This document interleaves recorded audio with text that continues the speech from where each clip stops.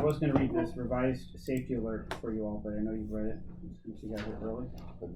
So I'll just call the meeting to order. Welcome to the Finance Review Committee meeting, April 26, 2022. Call to order. May I have a roll call? When your name is called, please answer with here or present. Member Federico? Here. Member Killebrew? Here. Member Mitchell? Vice Chair Frost? Present. Chair Mespa? Here. For the record, all members of the Financial Review Committee are present with the exception of Member Mitchell. Great, we'll move on to public comments. Do I have to read this whole thing Yes. into the record? Okay. There'll be a 3-minute time limit per person and an overall time limit of 15 minutes for the public comments portion of the agenda. All comments are to be directed to the Finance Review Committee and shall not consist of any personal attacks. Members of the public are expected to maintain a professional, courteous decorum during their comments. State law prohibits the Finance Review Committee from taking action on a specific item unless it appears on the agenda. Madam Secretary, are there any comments? We have no public comments at this time. Great. So we'll move on to new business. First item is the approval of minutes from January 25th, 2022. Any comments on the minutes, changes, edits? I'll move to approve the minutes. Second. Okay, let's have a vote. Member Federico? Yes. Member Killebrew? Yes. Member Mitchell? Vice Chair Frost? Yes. Chair Mespa? Yes. This motion passes by a vote of 4-0-1 with Member Mitchell absent. Second item is a quarterly financial report for the quarter ending March 31st, 2022. So we'll have a staff brief report. Yeah, so what you have before you is the quarterly financial report for ending March 31st, 2022. As of March 31st, general fund revenues were at $30.3 million, which is up $6.7 million from the previous fiscal year. And general fund expenditures was up $37.9 million, which is up $1.7 million from last fiscal year. And part of those general fund expenditures includes $10.9 million in transfers out to our capital improvement fund and our facilities improvement fund. TOT was at for revenues, TOT was at $10.9 million, which is 83.7% of our amended budget. We had a little bit of a downturn in January, but TOT has picked up in February and March. We had a really, really good March. So hopefully that's a good sign for the rest of the fiscal year, but we're probably going to exceed our amended budget of $13 million for TOT. We're also up on licenses and permits, which is currently at $1.6 million, and charges for services at $2.1 million. As far as expenditures, nothing super extraordinary. There was a bunch of park maintenance costs that projects that were approved during our mid-year budget amendment. So park maintenance was up $153,000 compared to the previous fiscal year. And community activities is up $149,000 from the previous fiscal year, but that's mostly because resuming normal business after COVID. And that ends my report, and I'll be happy to answer any questions. Any questions, discussion? Are the reserves fully funded? Our reserves are fully funded. Great report. I mean, everything's up, so. Yep. It's all good news. Yeah. So when you say like we're at 83%, that means 83%. So I could extrapolate 12 months and get to an estimate for the full year.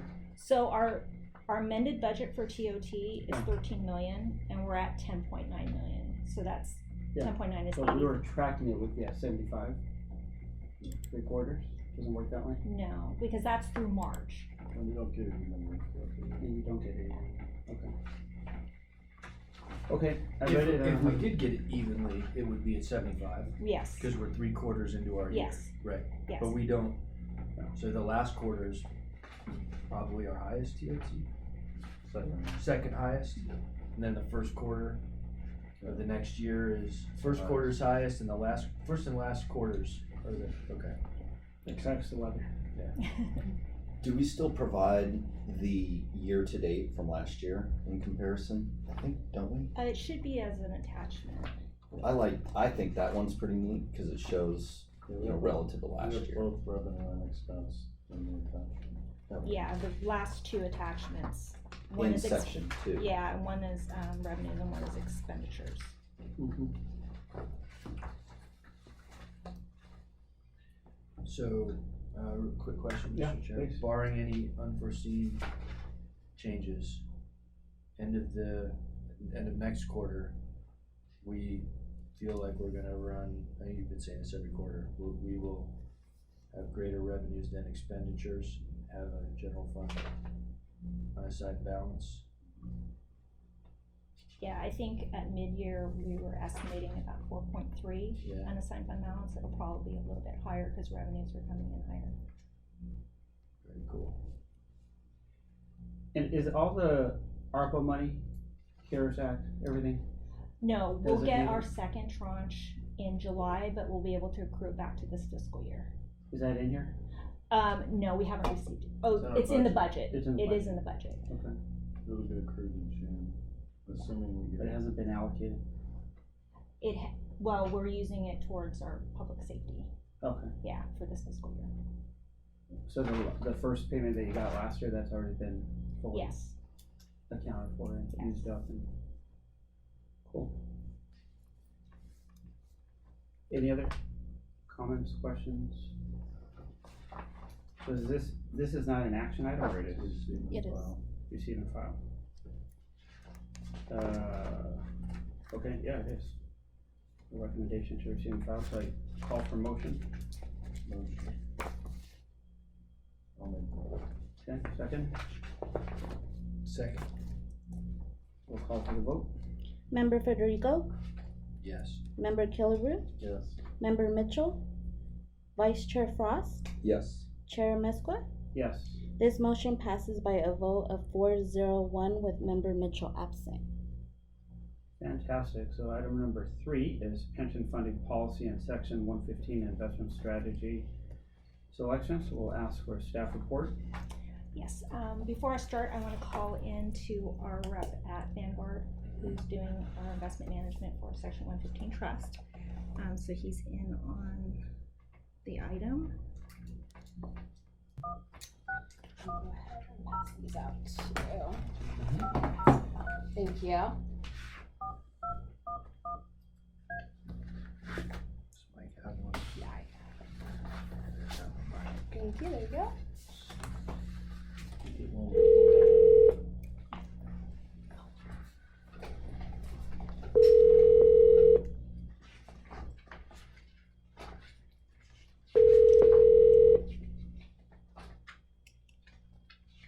Hi, this is Brian. Hi Brian, it's C at the City of Dana Point. I'm here with our Hi, finance. C. Hi, I'm here with our finance review committee, as well as Rachel Sanders at PARS, who you know. So we're just beginning the item, so I just want to make sure you were, we had called in, so we were ready for you. So Okay, great. And you can hear me fine? yep, I think we all can hear you. So today Great. agenda item 3 is our pension funding policy, a draft pension funding policy, and a recommendation for an investment strategy for our Section 115 trust. As you know, City Council, at the last meeting, the FRC approved recommending to City Council the PARS Section 115 trust and Vanguard for investment management services. And we took the item to Council March 1st and it was approved. So now what we're here today is to ask for approval to move forward with our pension funding policy, which we have a draft of, and also a recommendation to City Council for investing the $4 million that we have set aside for our Section 115 trust into one of the Vanguard strategies. So what I think I'm gonna do is go ahead and Okay. let Brian start, since he's on the call, and go over the different strategies. And just so you know that staff's recommendation is the conservative strategy. And that's Mhm. mainly because, as you can know, there's a lot of volatility in the market right now. And part of Oh, yeah. us having a Section 115 trust is offer us stability. So in order to make sure that we're getting a decent return on investment, but still have that stability that, because we're gonna go probably through a wild ride with CalPERS over the next year or so. That's why we're recommending a Okay. conservative strategy. So I'm gonna go ahead and turn it over to you, Brian. All right. Okay. Thank you for that background, Steve, and yes, nice to be with you all again. I'm going to keep my comments brief, especially because I can't see you all. I'm going to keep my comments brief on each slide, and really welcome for you all to ask questions as I'm going along or at any point in time. But even before I get started, should I try to keep my comments to a certain amount of time? I just want to be respectful of your time allotment. Yeah, I don't need a lot of time. Yeah, I mean, we all kind of reviewed it, right? So we kind of know what's in there. So I think you give us an executive summary, high overview. We probably have questions, so. Okay.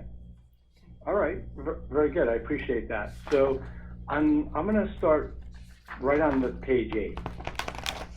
If when you all get there, and this is a high-level summary of the 4 portfolios that we put together in conjunction with PARS for the clients and for the objectives that you're trying to achieve. So everywhere from a fixed income to the growth, and of course that you're looking at the conservative allocation, which is 40% equity, 60% 40% equity, 60% fixed income. And while these are the allocations, will also give some background of how we were thinking about these portfolios when we were building them. One is to have choice, which are the 4 choices. 2, and I'll touch upon this on the next slide, is to make sure that they're very well diversified to handle volatility and capture market returns over the period as well. And I'll come to more of that diversification, the broad diversification, on the next page. And then the last point is to keep the expenses low so participants and plan can keep most of the return. I think a lot of people know Vanguard for that. And that's really the middle and the last paragraphs on the left-hand side of the charts, right? So first is PARS and all the clients are really benefiting from the economies of scale that we have from all the investors and going into any one of the strategies. And that's how Vanguard prices it, looking at the total relationship as opposed to one specific asset allocation. And then the funds that we have invested in these strategies, and I'll touch on that as well, have very low expense ratios. So with that, let's go to the next page, on page 9. And I think this is so important to give the committee an understanding of the broad diversification. So it is diversified by asset class, and I would classify those as 3. If you look on the left-hand side, it's equities, both U.S. and international. Fixed income, and that's also U.S. and international, and we do have some investment grade credit for some additional yield. And then an allocation to real estate, or in this case it's publicly traded REITs, but there's no private asset classes. So all of this also leads to a lot of liquidity. So we're able to raise funds or invest with no problem at all, given the very liquid nature of these 7 different funds, if I focus on the conservative strategy. And so you see the broad asset classes, but also within the asset classes, if you're not familiar with some of the funds, I just speak to a couple of them. So for instance, the total stock market index and the total international stock index, that really captures, the name captures what the fund is doing. So the total stock market index is investing in large cap, mid cap, small cap stocks on a market cap weighted basis. So that's over 4,000 securities. We philosophically, we're not trying to time the market, and is value going to do well, better than growth, or is small cap going to do better than large cap? We're owning the whole haystack. Same with the total international. That's both developed markets outside the US and emerging markets, and that's over 7,000 securities. So extremely diversified by number of securities if you were to look at each one of the particular funds. And you know, that comes into play, like even in the first quarter that we have this year, and you know, from having some international equity and international bond exposure to mitigate some of this stuff that's been happening in the US market. So that hopefully speaks to, and I'm glad to take questions on just the broad diversification that the city attorney point would be getting. And then the bottom part, before you get, or right above the circles, the colorful circles, is just talking more about the expense ratios that I mentioned on the previous page. And for transparency, we break it out and we look at the total weighted average expense ratio. So that's just taking the asset allocation, the target asset allocations you see above, and what the expense ratio would be for each one of those funds, and a very low 8 basis points. That's the expense ratio for the fund. So that doesn't, you know, that comes out of individual fund performance, but not overall return. And then the Vanguard advisory fee is a small 2 basis points, and that is so low because it is benefiting from the assets across all of the portfolios. So an all-in fee of only 10 basis points. And we certainly know, you know, the more you can control fees, that has an impact on your longer-term returns. And before I talk about longer-term returns, let me pause for any observations, any questions that I may not have covered or want to dig deeper on. Let me just start off, just so I understand. So every one of these line items, like this total stock market index, that is one mutual fund? Or is that Correct. a combination Yeah, of mutual you know, funds? so in the, say, the conservative strategy, you know, our allocation to that fund, or our target allocation, is 22%. Right, but it's just one fund, right? It's not a combination. It is of one funds. fund. Okay, and that's true for all of It's not a the line items. combination. Right, and that's true for all of the That's line right. items? And are they all Vanguard funds? So one, correct, yes, they're all individual funds, so if we're just staying the conservatives, you know, so you'd be the 7 different funds. And yes, they are all Vanguard funds. They're all, Got it. well, with the exception of 2, you know, I- they're mostly indexed. And I'm just curious, the expense ratio, what is the range of it? Like, what is it? I assume like the real estate is the highest sure. one. Like, I'm just curious, what is it? What's the range? Yeah, sure. So at the low end would be the total stock market index of at 4 basis points. And you're right, the highest one is the real estate, but at 12, that's only at 12 basis points. Got it, okay. It's an index strategy. So a range of 4 to 12. But I'm just curious how the asset allocation changes, but the weighted expense ratio is the same for all of them. It's like, just curious how that comes out, but whatever. So I agree, it is low, it is all index. Yeah. And so what when you guys invest on our behalf, I assume we get like a quarterly, semi-annual report on how we're doing. And do you benchmark these, like what do you compare yourself against, like in the total stock market index? Is that the Russell 2000 or something different? In that particular case, it's the benchmark for that particular fund is an index provider referred to as CRISP. It's out of the University of Chicago, but it would be more equivalent to the Russell 3000. 3000. Russell 2000 is small cap stocks. Russell 3000 is, you know, both large, mid, and small. So very close to a Russell, and I believe the fund used Russell 3000 years ago. But as benchmark providers were, you know, slowly increasing fees, at some point Vanguard, at least for this particular fund, made the change to a benchmark provider, CRISP. Right, okay. And then my, So yes. okay.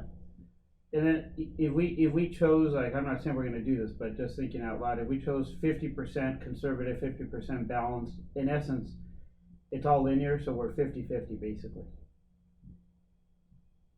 Cause it's all the same fund, so Say that one more time, if you did, If yeah, we if you do did half and conservative, half conservative and balance, balanced, we're basically 50-50. yeah, Got it. yeah. Okay. Yeah, we didn't want to have a proliferation of strategies to, Yeah. confuse investors, but we felt like spacing them out the way they are, you still are close. But yeah, that's why we only had, let's call it 3 strategies that included equities. Yeah, But to answer your question is right. I have my computer here and I'm looking at the new CalPERS asset allocation. And they are Mhm. about 30% fixed income. And then everything else Okay. is global equity, real estate, private debt, which I consider more like equity. So that would be more similar to your growth strategy, I would assume, right there, 25% versus 30. So, just for our thinking. Oh, if you said they only had 25% fixed, 30% income? fixed income, they're 30% fixed income, 30%. yeah. Yeah, then I would say that's That's fair. like your growth strategy. Yeah.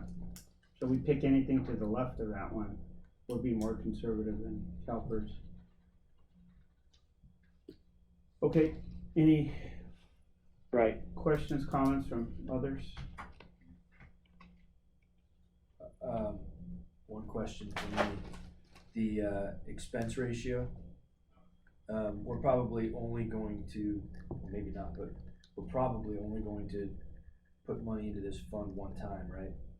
May not make regular It's not investments planned, into the fund. it's not planned that we do, but we have a policy that we're gonna be adopting that, might drive future Could drive, deposits. yeah, depending on how things work, but if things work out well, we're only gonna make a contribution into this fund one time, That's the hope. the hope, right? So just, how do the expense ratios and your advisory fees work? When are they calculated? When are they withdrawn? You're talking about the fund expense ratios, Yep, right? yes, yes, So sir. now I'm just talking at the individual fund level, the expense ratios, would be reflective of the performance in that particular fund. So let's just take the total stock market index. It does seek to track its own benchmark. So there's a benchmark at each fund level. And those expense ratios, really manifest themselves in the sense of lower returns, right? So they come out of the actual fund. That's a good question. I don't know if it's quarterly. Most things are done quarterly, but I hadn't gotten that question again of when it's deducted, but it's usually on a quarterly basis. And was there a second question in there? Yeah, the same thing for the Vanguard advisory fee. Is that calculated the same way and deducted at the same time? Yeah, the advisory fee is definitely quarterly. And the fund expense ratio, yes, I'm quite sure quarterly as well. The fund expense ratios have come down over time, as assets have gone into the individual funds. I couldn't quote it off the top of my head, but the fund expense ratios have come down over time. And that's the reason behind that is really Vanguard's operating structure. You may or may not be aware. So Vanguard is not a public company, and it doesn't even have private shareholders. So when Vanguard, as assets grow and Vanguard creates a profit, Vanguard has two choices with doing any profit the firm gets, since it doesn't have to pay out to any public or private shareholders. And we either invest in the business through technology or people, or, and the case has been true across our 40-year history, is lower the expense ratio of the funds. That's what's referred to the Vanguard effect, and why Vanguard has helped push fees down across the industry is because of our operating structure, is that we continuously lower the fund expenses as we gain economies of scale. And just to put in perspective, 10 basis points on $4 million is $4,000 a year, right? I mean, that's what it is, right? 10% is 400, 1% is 40, so yeah. So PARS gets paid separately from this, Right. yeah. Yeah, okay. Yeah, I mean, my initial reaction to what the report I read was, I knew you're putting $4 million in at once, you're not gonna like give it all to CalPERS on a given day all at once, you're probably gonna do it over time. So I understand the reason why you wanna be conservative, but then again, I mean, you guys are so conservative already in your investment portfolio. Like if it was me picking, I would pick something more on the right side, but I mean, no one's ever gonna criticize you for being too conservative, but that is a risk. When you're too conservative, you give up opportunity as well, and you guys are already so limited on your other stuff. You're not gonna give the money all to CalPERS at once. You're probably gonna keep this for us for a while. Give them a chunk here and there, maybe. Like That was gonna be my main question, was philosophically why, if it's a long-term. I guess the thought process was, if we thought we were gonna keep the funds in the trust 5 to 10 years and not touch it, then you go towards the more aggressive, higher risk strategies. The draft policy gives the option to start withdrawing at 5 if we reach a certain funded level. So considering that we might need to access those funds sooner is why we're kind of leaning towards a more conservative strategy. But we could also do 50-50, like you had mentioned before. We could put 2 million conservative, 2 million balanced. We have the option to do that if we wanted kind of. I mean, the one thing I would say is like, just because you're in bonds, it's not like you don't have risk. If rates really do keep going up, like people say they are for the next 2 years, your investment in bonds will be less than it is worth today. So you will have at least a paper loss. It's not like without its own risk. Yeah. So. Yeah. So, could I make a couple of comments based on what I'm hearing? Sure. So yes, even with I think in this environment, like what happened in the first quarter, fixed income did lose a lot of value. And I'll just give you some context of how we think of fixed income investing, of which this is only a small part of the portfolio or bigger if it's conservative, is that as long as your time horizon of the time horizon for the assets you put in is longer than the duration of the fixed income portfolio, the portfolio will benefit from higher yields over time. So for instance, the first quarter, fixed income markets were down about 6%, and that's a lot for fixed income investing. However, now going forward, the benefit of investing from fixed income is you're getting some yield where we haven't gotten that for about 10 years. And so, as you look out past this year, you'll start investing at getting higher interest, and that'll lead to higher, longer term returns for fixed income.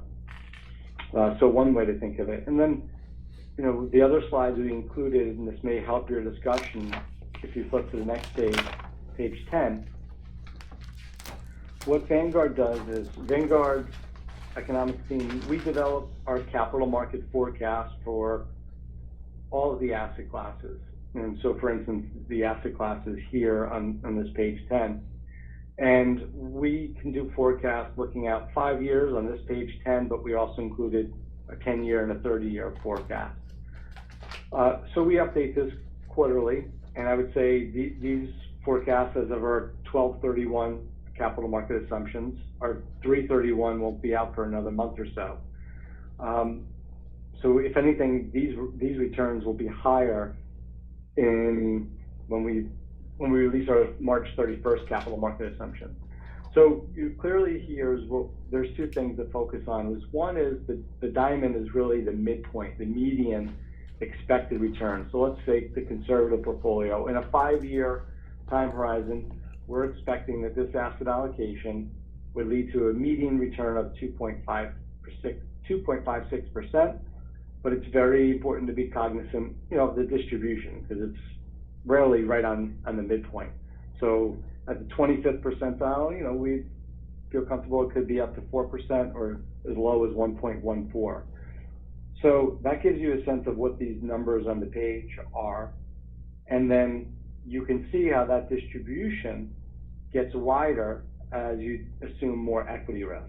So, you know, equities still are more risky than fixed income, despite what we had witnessed here in the first quarter. I guess one way I'm looking at this though, even just moving,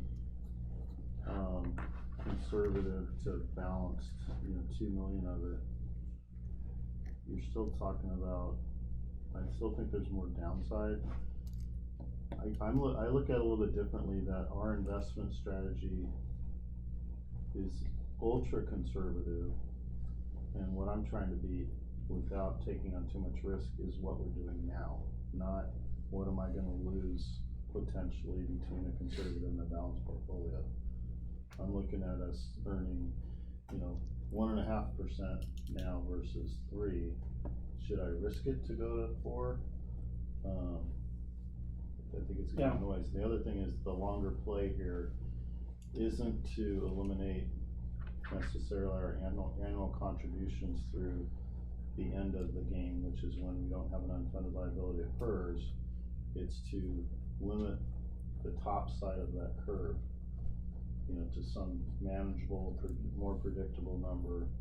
You know, we're at what, 750 this year? I forget the number. For unfunded liability, Our annual payment, our annual payment's like 470 470? this fiscal year.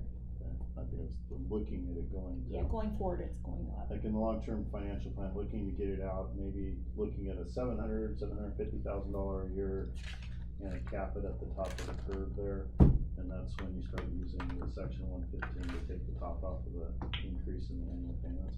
But I'm always looking at, what are we gonna get on our 1, 2, 3, 4, 5-year laddered portfolio of T-notes and life versus what we're getting here. And the other very positive thing is, this city council is committing funds that aren't no longer gonna be in our control necessarily toward paying down an unfunded liability. So it's all good. It's how much. What is that last part mean? We're putting it into a restricted trust account. Right. And we can't just spend it on something Right. else. Yeah.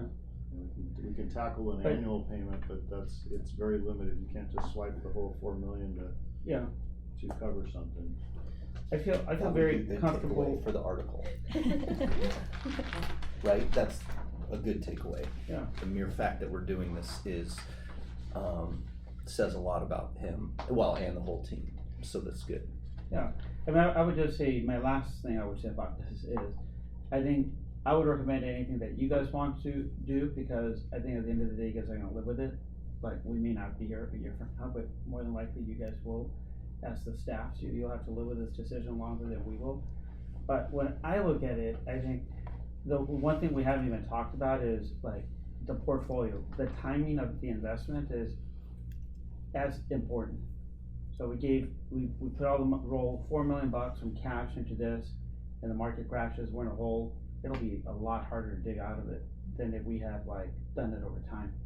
Like if we had been building it, as opposed to, here's $4 million, major correction, holy smokes, we're in a hole. It gets really hard to dig out of that hole. So the timing of how we're gonna invest the $4 million is equally important. The other thing I would say is, and I don't have the crystal ball, because if I did, I would be retired, but but the Fed's gonna raise rates 7 times in 2022, and whatever, 5 or 6 times in 2023. So clearly the short end of the bond market will go up. I don't know what happens to the long end, it may or may not follow suit. And the stock market's down like 15% from its 5-year peak. So like, to me, it would be like, that's like a buying opportunity. And I'm almost as concerned about the bond market as the stock market. That's what I'm saying. Like, people always like say, well, the market's down. The market, well, that's when you're supposed to buy. Yeah, it could go down further, but at least you know that people are predicting it's gonna hit 5,000 by. We'll be back to 5,000. Well, I mean, we're like at whatever we are, 40. I don't even know where we are. But we're down about 15%. I'm just saying, it's like a good time to do it if we were gonna put money into the stock market today versus it hit 5,000, we're at the peak. Then I would say, wow, we're gonna invest money at the peak. There's bound to be some valleys. but we definitely on Little Valley could it get worser, as my daughter used to say. Sure. Sure, but I don't know, but I mean, again, I don't think you'd go wrong. You're right on, is there a major difference between these two? Probably not. Probably not at the end of the day. The last thing I promise is like you're comparing all these rates of return to like inflation, perhaps.